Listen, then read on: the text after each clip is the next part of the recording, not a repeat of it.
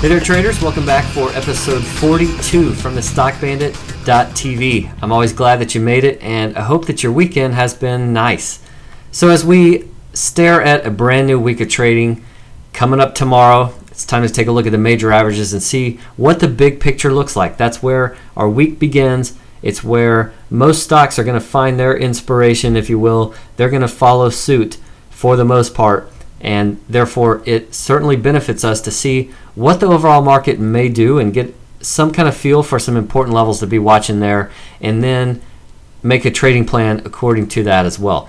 So without further delay, let's get going. Up first is the NASDAQ. This index has certainly found some very important resistance up here at the 1600 neighborhood. It's done so a number of times in recent months. And last week it approached it, got very close. It got within 1% of a breakout there before backing off on Friday a little bit. Now at the same time, we've seen a big V-shaped bounce off those lows from earlier this month. And the bounce since then has been very clean. It's been easy to outline it in this rising channel here. So I'm going to be watching that this next week. If we can push north of 1600, then of course there's plenty of room to run higher. If we do crack the lower trend line of this rising channel, that would happen at 15 quarter, and I think that may spark a little bit deeper of a pullback, and then of course we'll have to just gauge the price action from there. But that's what I'm watching for on the NASDAQ.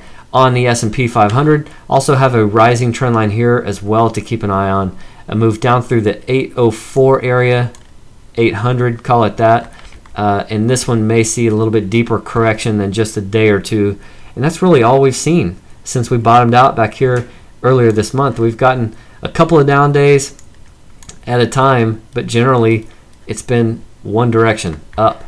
So still respecting this 815 zone. That's where we have repeatedly found support there, and we closed there on Friday as well. But again, volume very, very light on Friday's pullback across the board, so it's certainly not a market that we can declare finished on this bounce just yet. We get a good solid break of these rising trend lines, then we may have a correction on our hands, some kind of a pullback that's going to last a little bit longer. But on the upside for the S&P 500, 832 was last week's high. That's what I'll be watching there. And for the Dow, last week's high right up here at the 79.31 level, and we've got a rising trend line here off those lows that currently stands around 7,600. So we've got a little bit more room here to pull back to still respect this trend line, but if that's finally broken, then we may start to correct a little bit, and at some point that's going to happen, and when it does, it's going to be a very healthy event.